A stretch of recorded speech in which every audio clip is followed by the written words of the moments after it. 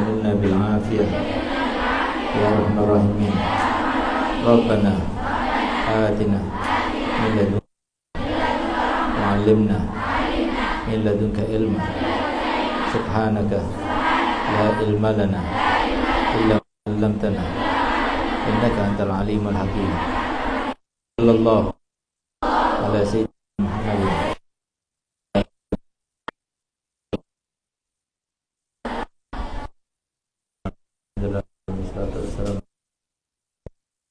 محمد وعلى آله وصحبه أجمعين. المعرفة وحفظه الله تعالى نفعنا به وبعلومه في الدارين آمين.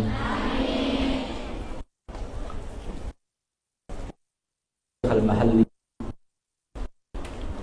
شرح المنهج في أحاديث وشرحه الشيخ ابن حجر في 9 أشهر.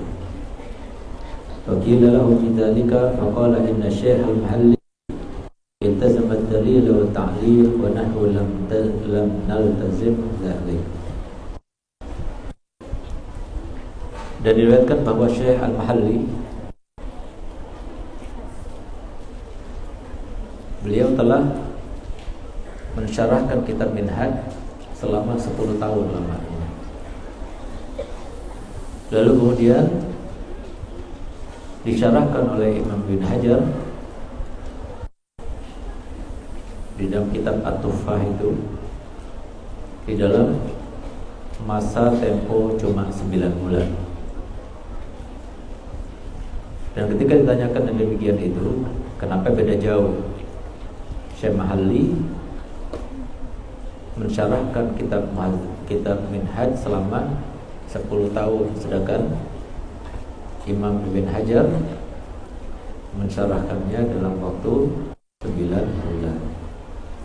Maka dijawab karena Syekh Al-Mahalli beliau di dalam kitabnya itu menyebutkan dalil serta taklil.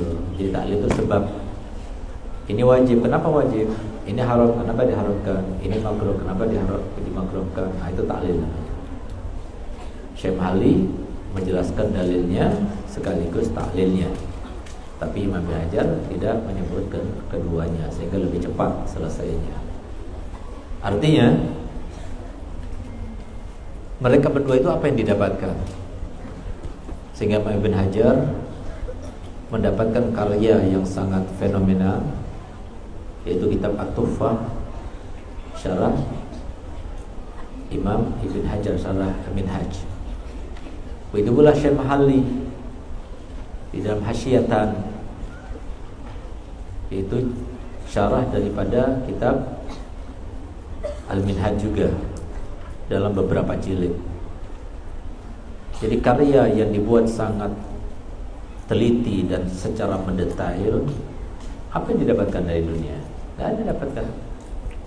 Kalau semua ingin mendapatkan dunia, maka pada saatnya, pada zamannya dicetaklah, lalu kemudian dijual sebanyak-banyaknya sehingga dia termasuk yang mendapatkan uang juga sebanyak-banyaknya. Tapi tidak. Dia cuma membuat karena Allah ingin para santri yang dilahirkan setelahnya itu membaca kitab Minhaj itu mudah. Jadi kenapa dikatakan matan? Dikatakan matan karena kalimat-kalimatnya itu memerlukan kepada syarah. Syarah itu masih belum jelas juga, ditambah hasyiyah. Kalimat-kalimat syarah yang tidak jelas itu dijelaskan dalam hasyiyah. Ada yang mengarang matannya saja para ulama, ada yang mengarang syarahnya saja, ada yang mengarang juga hasyiyahnya saja, ada yang mengarang takliknya saja, ada yang mengarang istimbatnya saja. Jadi macam-macam ulama itu mencari tahu bagaimana cara membuat sesuatu yang berguna bagi umat setelahnya, bukan karena untuk mendapatkan uang. Semua yang disebutkan itu adalah para wali Allah. Yang dikatakan oleh Imam Nawawi, falaulal ulama awliya faman. Kalau bukan para ulama itu para wali Allah, siapa lagi yang paling berhak dengan amal-amalnya untuk mendapatkan predikat sebagai wali Allah? Ya mereka ini. Karena mereka tahu jalannya untuk menjadi wali Allah. Mereka tahu jalannya untuk bertaubat. Mereka tahu jalannya untuk membenahi diri. Mereka tahu jalannya bagaimana hidup di dunia ini dalam keadaan bahagia. Semuanya itu terlihat tidak membahagiakan. Itu di dunia. Memang mereka tahu. Sehingga yang paling tahu dengan jalan kewalian ya mereka. Kalau yang lainnya itu perlu kepada penelitian dahulu, pengalaman dahulu, merasakan dahulu, baru kemudian mulai menanjak dahulu. Jadi tahapannya lebih banyak. Tapi kalau para ulama tidak. Jadi itu pun mereka melakukan itu semuanya bukan untuk mendapatkan kedunyaan, tidak sama sekali. Ingin berkhidmah semuanya kepada Rasulullah, ingin berkhidmah kepada syariah. Apa yang bisa dilakukan? Sehingga gerak-gerik mereka, diam mereka ilmu, bergeraknya mereka ilmu, berbicaranya mereka bukan kalam fadi, tapi ada keilmuan yang terlintas dan tersirat dalam makna kalimat yang diucapkan. Jadi semua keadaannya ilmu, semuanya ilmu. Dan dia dedikasikan hidupnya itu untuk ilmu, pengembangan ilmu, karena mereka itu sangat menginginkan dua hal di dunia ini. Yang pertama, Allah ridha kepadanya, dan semoga kita semua diridhoi oleh Allah Ta'ala. Dan yang kedua adalah ingin meraih cinta kasihnya Nabi kita Muhammad. Kalau kita meraih cinta kasihnya suami, apa kita dapatkan? Paling yang kita dapatkan ya kebahagiaan sementara yang dikatakan oleh Allah Ta'ala, inna wa mal hayatud dunya illa mata'ul. Ya sekarang menyenangkan, habis ini menyebalkan. Itu manusia sifatnya. Tapi kalau kita sudah mendapatkan ridhonya Allah, apalagi kita sudah mendapatkan cinta kasihnya Nabi kita Muhammad, maka semua di dunia ini semua kenal dengan Nabi Muhammad, tidak ada yang kenal saya Muhammad. Sehingga kalau kita mendapatkan dan meraih cinta Nabi kita Muhammad SAW, maka semuanya itu digenggamannya. Hidup di dunia itu berarti banget. Gak ada yang sia-sia, itu gak ada. Itu yang harus kita tanamkan dalam diri kita. Jangan kita itu berkhayal hidup berumah tangga, hidup kulineran sama suami dan sebagainya. Itu sesuatu yang kecil itu, bukan. Tapi kalian itu bercita-cita. Nabi Muhammad bangga dengan kalian. Nabi Muhammad cinta dengan kalian. Nabi Muhammad mempromosikan kalian kepada orang lain, sehingga orang lain bermimpi bahwasanya kalau kamu mau niru akhlak-akhlaknya dia, kalau kamu mau tahu siapa yang aku sayang, lihatlah kepada dia. Kan itu terjadi pada Habib Ali Habsyi Sayyidul Maulid. Bagaimana Habib Ali Habsyi bila bermimpi Nabi Muhammad, lalu Nabi Muhammad berkata kepadanya, "Ya Ali, ana uhibbak." Coba bayangkan kalau seumpama kita yang mendapatkan kata-kata itu dari Nabi Muhammad, bagaimana bahagianya kita? Itu kita cari. Biarkan kita capek, yang penting Rasulullah cinta pada kita. Biarkan kita sengsara, yang penting Rasulullah cinta pada kita. Itu yang kita cari. Tapi kalau cinta manusia benar apa? Sebatas apa? Gak bisa apa-apain. Paling kita lagi sedih, dilus-elus kepalanya. Itu kita ada. Tapi kalau Rasulullah ya sayang pada kita. Arti hidup itu benar-benar menyala dalam diri kita. Semua tahapan-tahapan kehidupan kita menikmatinya. Yang terpampang dalam wajahnya, yang terpampang dalam matanya, yang tercium dalam hidungnya, yang terdengar dengan telinganya, yang berada di dalam benak dan otaknya, serta selalu berada dalam hatinya adalah Nabi Muhammad. Itu hidup yang benar-benar. Kalau sudah kita terbalutkan dengan cinta pada Nabi kita Muhammad, semua alam semesta ini kenal. Semua alam semesta ini kenal. Kamu berada di tempat orang-orang yang sangat jahat-jahat kepada orang lain. Begitu kamu berbalutkan dengan rohaniah Nabi kita Muhammad, cinta pada Nabi kita Muhammad, maka yang tadinya jahat itu jadi lulus semuanya, sayang, takut semuanya. Karena apa? Karena adanya Nabi kita Muhammad. Kalau sudah kita mencintainya, maka kita akan berusaha mensinkronkan diri dengan akhlaknya Nabi. Kalau kita sudah memperagakan akhlaknya Nabi dalam diri kita, seluk-beluk kita, keadaan kita, kriteria kita, sifat-sifat kita, maka Itu yang namanya malaikat itu kan selalu merindukan yang namanya gerak-geriknya Nabi, cara minumnya Nabi, cara tidurnya Nabi, cara mandinya Nabi, dan sebagainya. Semuanya yang terkait dengan Nabi itu dirindukan oleh malaikat.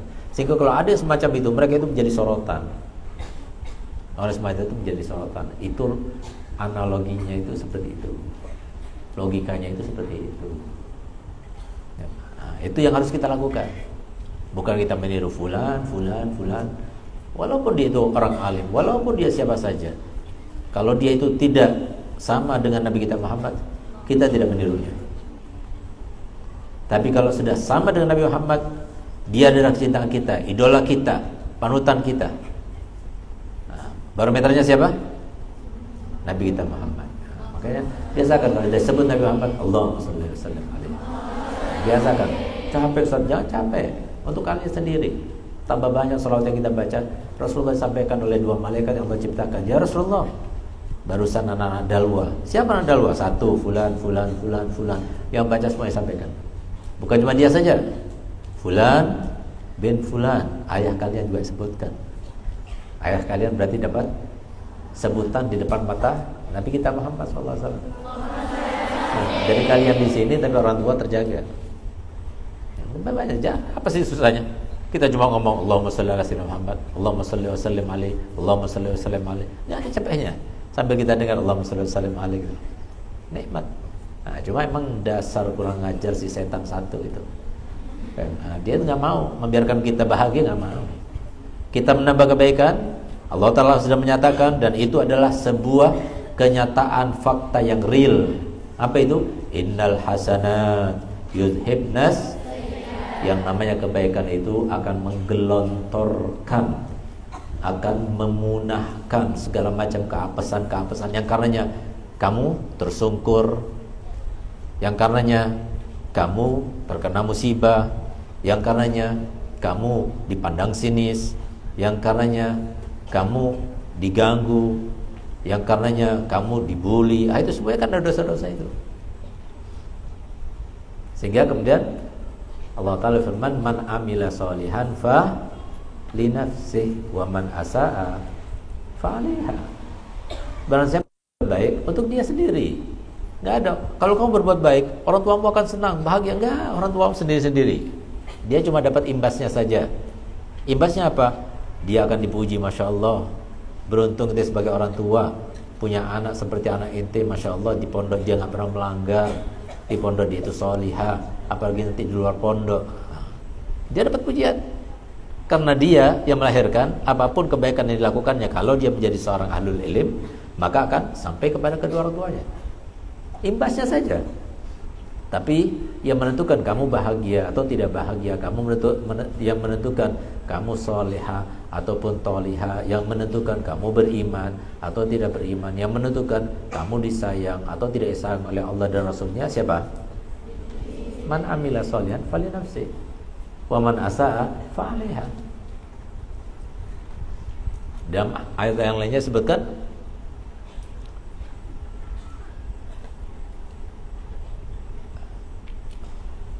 apa itu?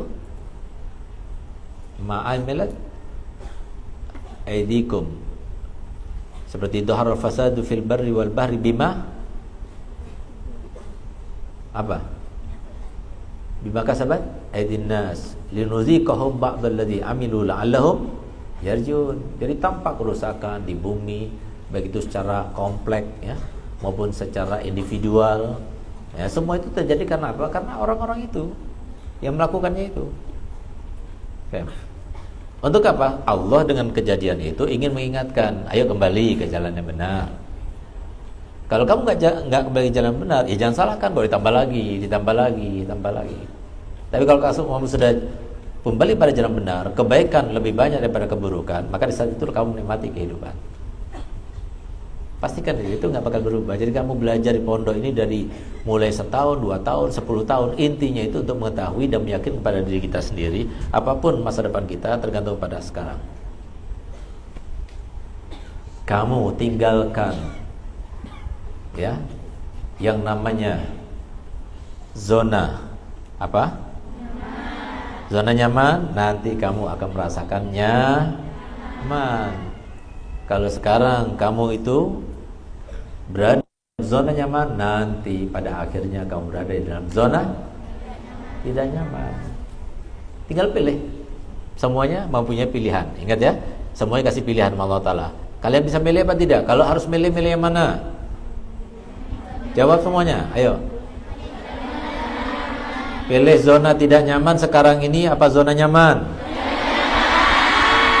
Jangan cuma omon Jadi kita sekarang zona nggak nyaman set, tapi mau pulang terus. Ingat orang tua nangis. Jangan kayak begitu. Makanya jadi laki-laki aja, jangan jadi perempuan. Orang laki itu selalu real, nyata. Kalau udah ngomong begini, oh perempuan bisa jadi soyo, bisa. Dari saking keburunya pengen kawin. Begitu dia kawin, lain lagi. Ya kan? Nyoba aja belum, ya. Nah, ngerti ya? Nah, jadi sekarang kamu dalam zona tidak nyaman, nanti kamu nyaman. Pastikan itu. Orang kaya itu dulunya kaya, nggak kaya. Pejabat itu dulunya nggak capek, nggak kerja tekun, sehingga diangkat sampai jadi presiden. Enggak, pasti mereka itu capek dulunya. Nggak ada. Di antara keajaiban dunia yang 7 itu ada seorang yang malas tapi jadi presiden. Nggak ada. Sampai jadi keajaiban aja nggak pernah ada gitu loh. Kalau ada, dia akan menjadi keajaiban yang ke-8 daripada keajaiban dunia. Nggak ada. Percayalah ya, kalian semua anak-anakku ya, pahami. Dunia ini kalau kalian lalui dengan malas, kalian nggak dapat apa-apa. Dunia itu jahat. Dunia itu berkompetisi. Dan orang nggak peduli. Mohon maaf ya. Kalian mau jadi orang yang cilaka. Kalian mau jadi orang sukses. Kalian mau jadi orang yang berhasil. Kalian mau jadi orang kaya. Kalian mau jadi orang miskin. Kalian mau jadi orang yang banyak cobaannya. Kalian menjadi orang yang banyak kebahagiaannya. Orang gak peduli.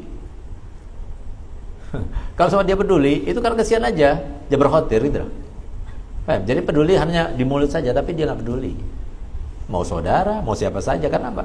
Masing-masing orang sibuk dengan dirinya sendiri. Bayangkan, kalian sakit gigi, ya, sakit gigi, bukan lagi nggak sakit gigi, sakit gigi.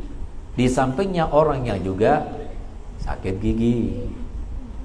Yang ini teriak, kamu juga bisa nggak kamu katakan jangan teriak kok? Bisa nggak? Kenapa? Karena kamu itu sibuk dengan sakitmu sendiri. Dan dia tidak bakal merespon kamu. Kenapa? Karena dia sibuk dengan rasa sakitnya sendiri. Jadi nggak ada orang yang sibuk itu mau disibukkan lagi. Percaya sama Ustaz. Jangan percaya, jangan bersandar pada manusia. Kalau kamu tergantung pada manusia, manusia itu tidak pernah ada selalu untukmu. Siapapun dia.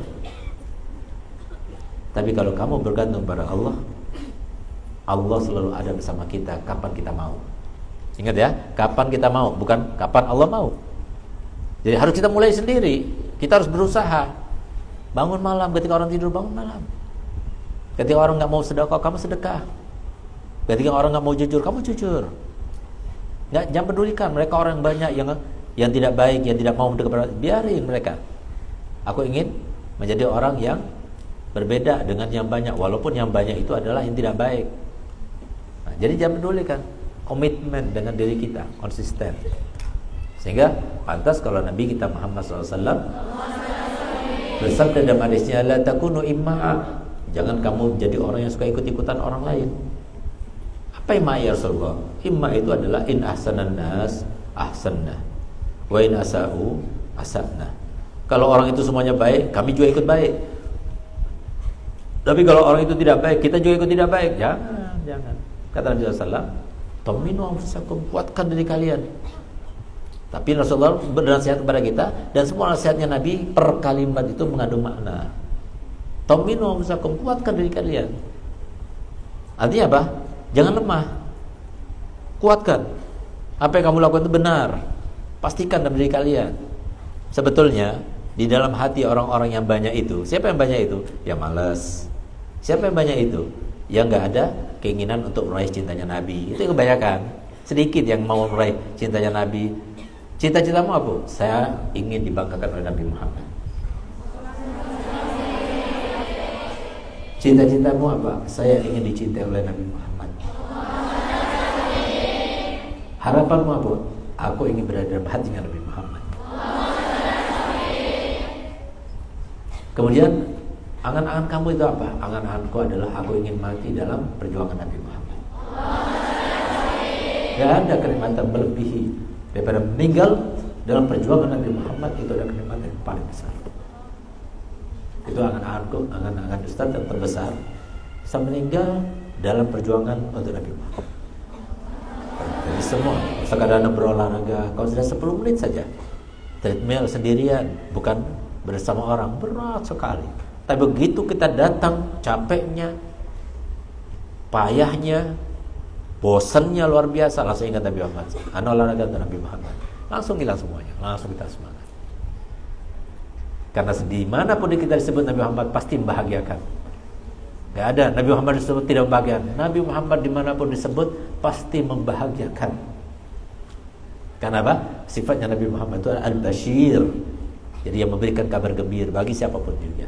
Jadi beruntung yang mempunyai rasa cinta pada Muhammad, beruntung. Kenapa kamu berada di pondok? Saya ingin dicintai oleh Nabi Muhammad. Nah, kalau Ustaz ditanya, sisa hidup Ustaz untuk siapa? Untuk Nabi Muhammad. Baik. Ada salah satu anaknya Abu Yahya Hasan, pada malam haulnya Abu Yahya Hasan, dia bermimpi Nabi Muhammad ketika berziarah ke makam Habib Hasan.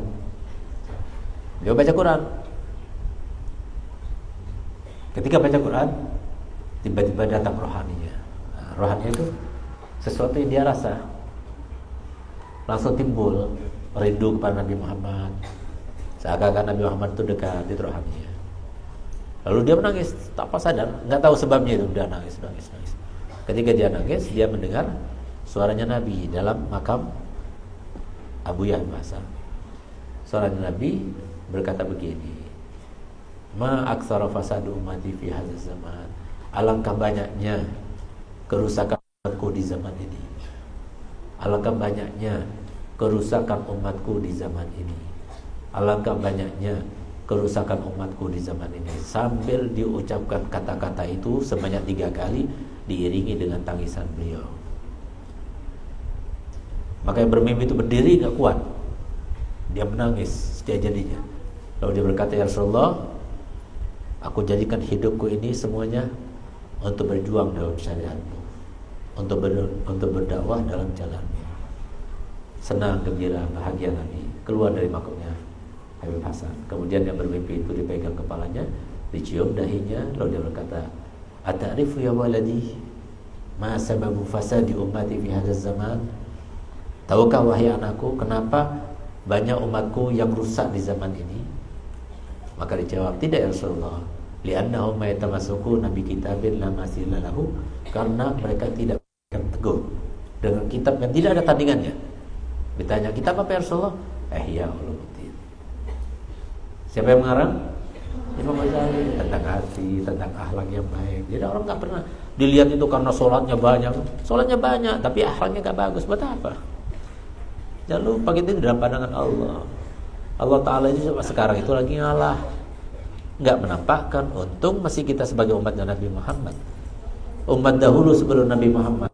Kalau kita berdosa pada malam hari, pagi harinya tertulis di dalam pintu, Fulan bin Fulan, pemilik rumah ini semalam dia melakukan dosa-dosa begini, dan kalau dia mau bertobat, diterima tobatnya, dia harus begini. Kita alhamdulillah, semalam kita berapa banyak dosa kita lakukan. Pagi hari kita buka pintunya kosong. Coba seumpama kita ditambahkan seperti umat dahulu, habis kita. Untung masih ditutupi aib kita. Oleh karenanya, jadi yang bisa menyelamatkan sekarang ini, kita ini adalah doa, saling berdoa, terutama doanya orang tua, doanya guru, doanya orang soleh, itu yang terpenting dalam kehidupan ini. Minta doa. Kalau kita berdoa, kita harus berdoa juga. Cuma kita nggak bisa bersandar pada doa kita. Siapa kita? Kita minta doa orang yang Allah memberikan kesempatan bagi seorang ibu terutamanya untuk berdoa, dan doanya akan diterima, bahkan disifati dengan doanya itu lebih baik daripada doanya 100 wali di dalam ijabah doanya. Sembahkan. Dia disebutkan oleh Nabi SAW. Kalau ibunya solihah, nggak ada. Kalau ibunya ahli sholat, nggak ada. Pokoknya ibu kalau doakan anaknya dengan kebaikan, maka doanya itu sebanding dengan doanya 100 orang wali. Sehingga telepon, kasih kabar yang enak-enak, jangan menyusahkan, jangan sampai kemudian kepikiran. Lalu jangan lupa, Ma, Bi, minta ridhonya ya, aku cium kaki dari jauh ya. Dia nggak tahu. Bisa jadi kamu pulang, abang kamu sudah nggak ada, atau ibu kamu nggak ada, atau kamu sendiri sih nggak ada. Siapa yang bisa menjamin? Bisa menjamin? Nah, jadi kan setiap kali, setiap waktu, seakan-akan ini adalah akhir kita. Menyala hidup ini dengan ketaatan, dengan apa? Ridhonya Allah, dengan apa? Cinta kasih Nabi kita. Ayat mengingatkan pada kita yang nantinya Allah sekarang diam. Bukan berarti Allah tidak mencatat, bukan berarti Allah tidak membalas. Sudah lihat bagaimana buktinya. Secara otomatis Allah sudah buat dengan kehendaknya tentunya. Setiap orang yang tidak baik pasti tidak bahagia hidupnya. Setiap orang yang taat kepada Allah pasti dia bahagia hidupnya. Itu sudah dijelaskan oleh Allah Ta'ala dalam Al-Qur'annya. Sehingga untuk menunjang hal itu Allah Ta'ala selalu mengingatkan kepada kita, innallaha kana 'alaikum raqiba. Di mana kita mau lepas daripada Allah? Daripada Allah. Mungkin waktu kita marah-marah, Allah melihat dan malu kita pada Allah. Allah yang mengatakan, dan kita diperintahkan untuk kita saling merahmati, saling menyayangi, jangan membenci. Tapi kita terlihat oleh Allah Ta'ala kita marah-marah, kita menzalimi orang lain, kita membenci orang lain. Nggak malu kita pada Allah. Nggak takut kita sampai Allah Ta'ala akhirnya murka dan benci pada kita gara-gara apa yang kita lakukan. Kenapa ini sampai muncul? Karena kita itu tidak merasa bahwa Allah mengawasi kita. Kita masih merasa kita diawasi oleh guru. Iya, sampai kita ngecas pelan-pelan, malam-malam dia bangun hanya untuk mengecas handphone yang dilarang oleh gurunya. Ya berarti dia melakukan dosa kalau dia itu melakukannya, karena dia itu telah bangkang kepada gurunya. Sementara dia tidak menganggap bahwa Allah Ta'ala melihat, Allah menyaksikan. Nggak malu kita pada Allah, malu pada manusia tapi tidak malu pada Allah. Nah, itu yang terjadi. Oleh karenanya, jadi yang terpenting dalam hidup ini itu adalah ridhonya Allah dan Rasulnya. Kita diberikan kesempatan yang sama, persis. Ya saat antum enak sudah jadi ustaz, enggak sama, kali juga sama. Rasulullah mengatakan apa? Al-mutakallim was-sami fil ajri siyan yastarikan. Antara yang berbicara, siapa yang berbicara? Ustaz, seorang guru, seorang dai, seorang masyaikh. Dia itu berbicara, kalian mendengar. Kalian nggak apa-apa, cuma dengar aja. Yang capek siapa? Ustaz apa kalian? Nah, tapi enak aja loh. Sudah dengar tok, nggak ngomong, cuma nulis tok, dapat pahala sama persis seperti pahalanya Ustaz. Ayo coba. Nah, jadi kalau kalian itu sudah pada Allah Ta'ala, nggak sama Allah Ta'ala membedakan antara Ustaz dengan kalian, sama. Semuanya bisa dicintai sama Allah Ta'ala. Kenapa nggak digunakan kesempatan ini? Siapa yang menggunakan kesempatan ini? Siapa yang mau menggunakan kesempatan ini? Siapa yang mau menggunakan kesempatan ini? Nah, jangan kalah sama Abi Dujan. Abi Dujana itu selalu pertama kali. Jadi pertama kali yang meminta Nabi SAW ketika sebutkan surga, ya Rasulullah, doakan aku biar masuk surga. Hanya Pak, anta minhum. Oh, senang dia. Begitu senang baru sahabat-sahabat yang lain. Ya Rasulullah, udhuli sabaqakum Abu Dujana. Nah, jadi biasakan kalau sudah Ustaz berkata begini, siapa yang mau jadi salihah? Siapa yang mau disayang sama Rasulullah? Siapa yang mau disayang sama Allah? Nah, gitu. Jadi jangan nunggu sampai ketiga kalinya baru ana, itu kaset gitu namanya. Nah, kan? Jadi semua punya kesempatan. Semua disayang sama Allah apa tidak? Semuanya disayang. Semuanya disayang. Bukan mau apa tidak. Semuanya disayang sama Allah apa tidak? Merasa apa tidak? Rasakan. Rasakan. Siapa yang lebih baik dari Allah? Siapa? Kalian lahir bukan dengan ganda kalian. Dilahirkan dari orang tua yang begitu mengasihi kalian. Mereka itu pernah suatu waktu mereka itu ketika kamu sakit dia nggak tidur. Tidurnya itu karena terlelap saja. Karena menjaga kalian, khawatir pada kalian pada waktu kecil, waktu kalian masih sakit-sakitan itu, nangis-nangisan itu merepotkan itu dan sebagainya. Kita lihat berapa banyak ibu yang ketika anaknya itu cerewet, gimana susahnya, apalagi kalau nangis di pesawat. Kesian deh.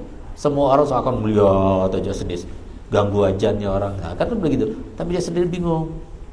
Coba lihat, itu semuanya dilakukan. Nggak apa-apa mau dimelototin, nggak apa-apa mau dimarahin. Yang penting anakku senang, sehat. Siapa yang kasih orang tua seperti itu? Kalian dikasih kesempatan hidup dalam keadaan semua organ tubuh kalian lengkap. Kedua mata ada, hidung ada, telinga ada, kalian bisa mandang wajah kalian, wajah guru kalian, wajah-wajah orang soleh kalian pandang. Siapa yang memberikan nikmat semacam itu? Dan siapa yang memberikan nikmat kalian berada di pesantren, sementara orang-orang di luar sana itu nggak kenal sama sekali, bahkan disebut pesantren alergi dia, nggak akan mau dia, nggak betah dan sebagainya, mau denger aja nggak mau. Terus apa beda kalian sama mereka? Yang beda cuma taufik. Siapa yang ngasih taufik? Ada yang ngasih taufik selain Allah? Nggak ada. Kurang apa Allah Ta'ala? Kamu dikasih penyakit ini, penyakit itu, Allah berkehendak sesuatu di balik itu. Kurang apa? Semuanya kasih. Nggak ada yang lebih kasih daripada Allah Ta'ala, nggak ada. Tapi kita sudut sama Allah Ta'ala. Padahal hidup ini adalah bagaimana kita menjalani kehidupan sesuai dengan kehendak Allah, bukan sesuai dengan kehendak kita. Apa kehendaknya Allah? Apa keinginan Allah? Kita taat kepada Allah. Dan taat kita pada Allah bukan menguntungkan Allah, tapi menguntungkan kita sendiri. Pastikan ya, dari semua anak-anakku sekalian, bahwasanya kalau kalian taat kepada Allah, menjadi wanita-wanita solihah, menjadi anak-anak solihah, yang bahagia kamu sendiri. Bukan berarti untung ya, ada dalwa jadi anak-anak, jadi solihah. Karena anak solihah, Allah jadi terbendung deh kemuliaannya, nggak berkurang sedikit pun kemuliaan, nggak sama sekali, nggak ada hubungan sama Allah. Innama hiya a'malukum usiha lakum. Itu adalah amal kalian, salat kalian, sedekah kalian, husnudzon kalian, ikhlasnya kalian, ya kan? Usiha, aku kumpulkan untuk apa? Aku kumpulkan lakum. Nggak ada kembali pada Allah, nggak ada sama sekali. Faman wajada khairan falyahmadillah. Kalau kau mendapatkan kebaikan, cepat-cepat bersyukur pada Allah. Kamu berada di pondok, apa yang harus kamu lakukan? Bersyukur, alhamdulillah. Di saat orang-orang itu banyak yang tidak selamat, di saat orang itu kehilangan keperawanannya, di saat orang itu kehilangan attitude-nya, di saat orang itu kehilangan etikanya, di saat orang-orang itu, para remaja, kehilangan moralitasnya, justru kalian itu sedang dibangun attitude-nya, etikanya, akhlaknya. Siapa yang berkata seperti itu? Siapa mendatangkan guru yang begitu cinta pada kalian, murid-muridnya, mendoakan kalian, berusaha untuk kalian semuanya menjadi orang baik? Ya Allah. Kita makan nikmat, makan garam terasa asin, makan gula terasa manis. Siapa yang berikan nikmatan itu? Berapa banyak orang tidak bisa merasakan garam? Kenapa? Ada darah tinggi. Berapa banyak orang yang merasakan manisnya gula? Kenapa? Karena dia kena diabetes. Kalau bisa, mandi bisa, bergerak bisa, semuanya bisa. Tapi kenapa nggak melihatnya semacam ini? Nikmat. Harus kita lihat, ini nikmat, bukan sembarangan. Makanya Allah Ta'ala menghantam kita semuanya, wa in ta'uddu nikmatallahi, nggak bakal bisa menghitung. Kalau kalian hitung nikmat Allah, nggak ada hitungannya, banyak sekali. Ustaz sendiri dengan cara Ustaz yang semacam ini, apa yang Ustaz lakukan?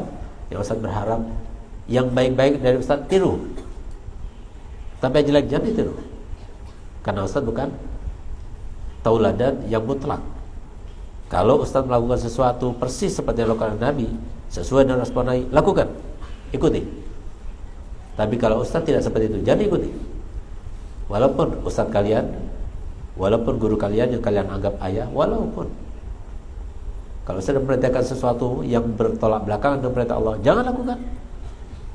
Kalau ustaz sudah meninggal dalam keadaan seperti ini, silahkan lakukan, itiru apa saja. Karena orang yang masih hidup itu belum aman dari fitnah. Tapi kalau sudah meninggal, baru dia itu aman dari fitnah. Nah, jadi kita nggak ada yang tahu, semuanya yang ada di sini ini kita nggak tahu bagaimana nanti kejadiannya ke depan, nggak ada yang tahu. Tapi kalau seumpama kejadiannya nggak seperti kita harapkan, jangan langsung kita nyalahkan dia melulu. Tapi salahkan kita juga. Kenapa dia bisa begitu? Bisa jadi karena kita kurang ikhlas mengajarnya, karena kurang perhatian kepadanya. Ini karena kesalahan ini, itu dan sebagainya. Harus begitu, jangan cuma nyalahkan dia saja. Dan kemudian jangan dilepaskan. Kita rangkul tetap. Ini saudara saya, sekali saudara tetap saudara di dunia sampai sekali kalian anak ustaz, tetap anak ustaz sampai kapanpun. Walaupun kalian nanti ketemu sama ustaz, setelah kalian senang, gembira, bahagia sama suami kalian, kemudian lihat ustaz gak dianggap, gak disapa, masa gak jadi masalah, tetap kalian ustaz sapa. Kalau ustaz masih ingat, ustaz sapa, walaupun kalian gak sapa. Wah ustaz, kalau anda nyapa ustaz nanti merepotkan anda. Jadi minta maaf kalau ustaz pernah merepotkan kalian, ya. Keluarga ustaz merepotkan kalian, tapi ustaz tidak tetap menganggap kalian itu adalah anak ustaz sendiri, anak didik ustaz gitu. Ya. Nah, makanya sampai kapanpun kalau ustaz nggak ada nanti harus baca Fatihah. Ustaz setiap hari habis sholat subuh doakan kalian baca Yasin gitu. Kalian juga harus doakan ustaz. Itu termasuk hakul ustaz kepada muridnya gitu. Nah, jadi kita harus seperti itu. Jangan kemudian ada orang maksiat langsung kita bully, langsung kita tinggal, jangan lepaskan. Ini saudara saya. Yang bikin dia seperti itu siapa? Setan, hawa nafsunya. Kita selamatkan dia. Terus berusaha minta kepada Allah Ta'ala. Kalau nggak bisa kita langsung minta kepada Allah supaya dapat hidayah. Itu yang benar, itu seperti itu. Harus semuanya dilandasi dengan rahmat. Nah, jadi kalau sudah rahmat kita kepada sesama, insya Allah kita akan dirahmati oleh Allah Subhanahu Wa Ta'ala. Ya, jadi jangan pernah lupa bahwasanya kehidupan itu ya semacam ini, oke? Kehidupan itu nggak ada. Oh, Ustaz ini orangnya senang, nggak ada senang. Di dunia nggak ada senang. Di dunia berkaitan dunia nggak ada. Ya, di dunia terkait dengan Allah ada senang, terkait dengan Rasulullah ada senang, terkait dengan taatan ada senang. Kata Nabi SAW, Innal mu'mina sarratu hasanatuhu, sa'athu sayi'atuhu. Orang mukmin itu kalau sudah berbuat baik senang gembira, bisa membantu saudaranya senang gembira. Itu saudara kalian tuh yang berdiri, emang gak capek berdiri? Itu kan makan energi juga. Untuk apa dia berdiri? Untuk kalian. Tapi mereka senang, bahagia, sambil mencatat, sambil pegang kitab. Kitabnya itu berapa beratnya? Bisa sekilo itu beratnya. Nah, tapi itu dilakukan semuanya untuk kalian, supaya kalian terbantukan, supaya kalian tidak mudah dibisiki oleh setan gitu. Kalau kamu cuma duduk-duduk saja, mereka itu berdiri gitu. Kayak mereka hanya menjalankan, bahkan resikonya, konsekuensinya mereka sebagai pengawas, akhirnya mereka dibenci walaupun cuma sebulan. Namanya berapa? Sebulan ya? Sebulan, sabar ya. Jadi seperti itu, semuanya berkorban. Jangan lagi ada bully-bulian. Kalau orang bermaksiat ya, mengejek orang lain, menghina orang lain, menzalimi orang lain, mencuri haknya orang lain, dia itu bakal susah hidupnya. Rasulullah bakal sedih jadinya. Setan akan senang karenanya. Tapi kalau kita berbuat baik, maka dia akan bahagia hidupnya. Rasulullah akan senang kepadanya, dan setan pasti murka karenanya. Jadi tinggal pilihannya itu dua, mau nyenangkan Rasulullah apa nyenangkan setan? Rasulullah. Mau nyenangkan setan apa Rasulullah? Mau bikin benci Rasulullah apa benci setan? Nah, gitu. Jadi jangan salah ngomong. Nah, kalau salah ngomong berarti ngantuk dia gitu. Nah, jadi ayo sama-sama semuanya. Nggak ada yang nggak ada kesempatan, semuanya punya kesempatan. Ustaz, jadi wali bisa, jadi wali bisa.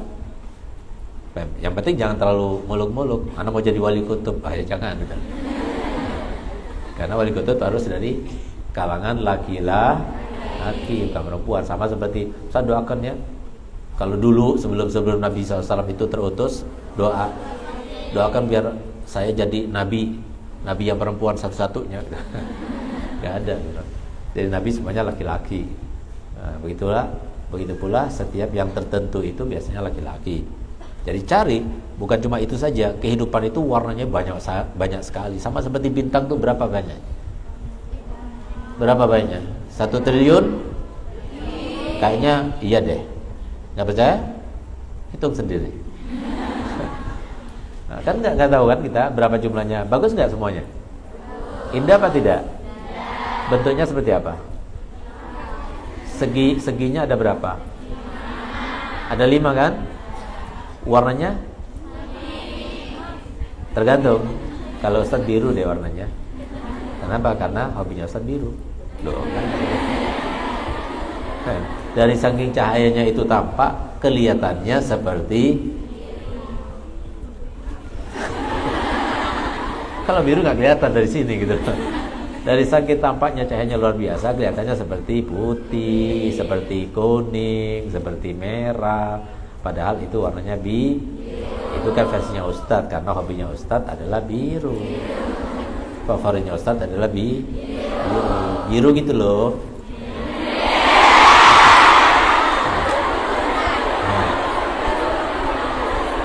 Ustadz dari dulu tak tunggu-tunggu mana kapan anak KKN itu pakai biru gitu.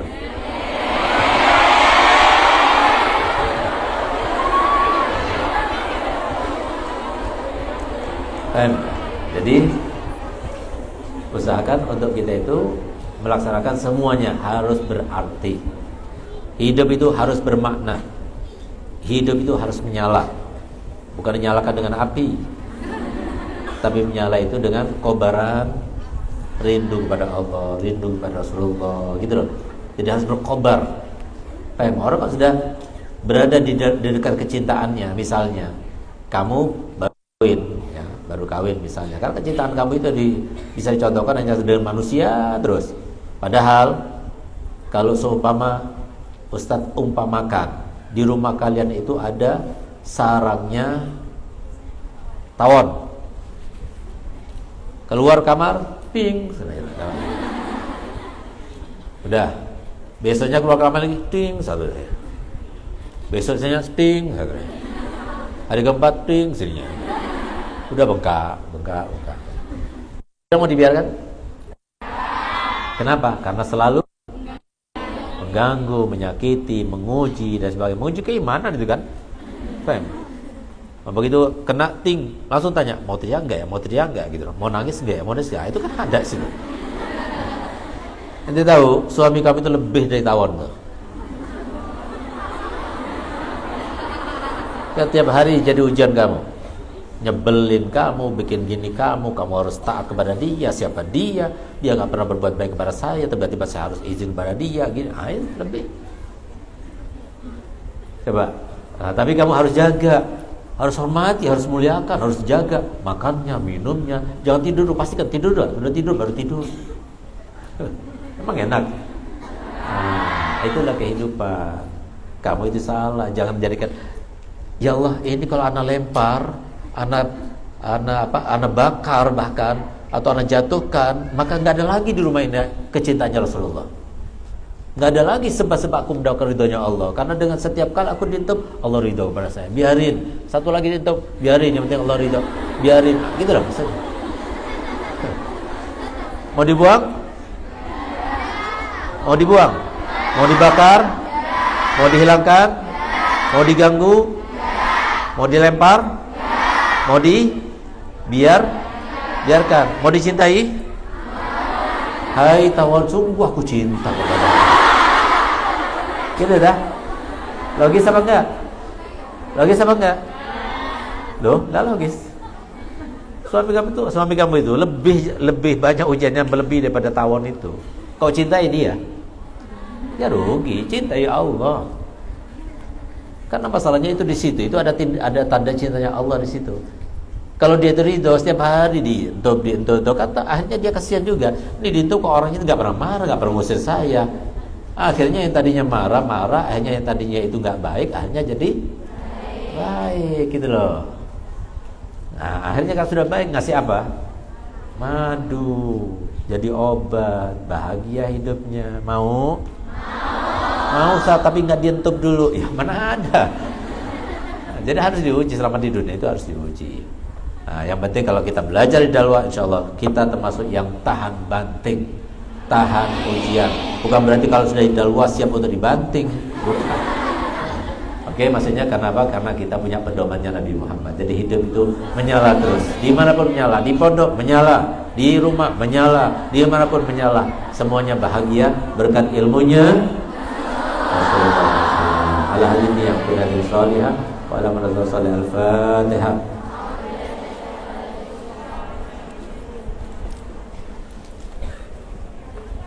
Allahumma salli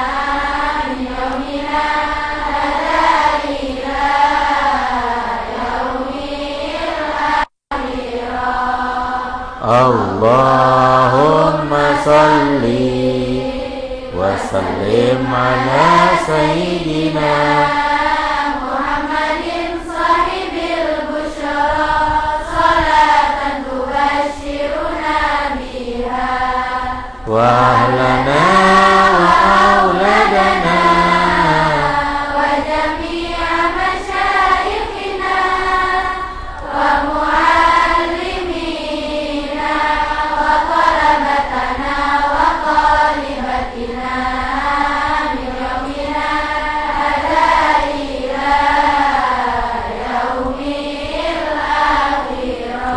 Rabbana tarafna bi annana tarafna wa annana asrafna ala ladha asrafna fadu alaina tauba taghfir li kulli hawba wastur lana awrati wa amin rawati waghfir li walidina rabbi wa mauludina wal ahli wal ikhwani wa sairil khilani wa kulli أو صحبة والمسلمين أجمع آمين يا ربي أسمع فضل وجود منا لا باكتساب منا للمصطفى رسولي نهضى بكل سوري للمصطفى رسولي نهضى بكل سوري للمصطفى رسولي نهضى بكل سوري صلى وسلم ربي عليه عند الحبي وآله وصحبه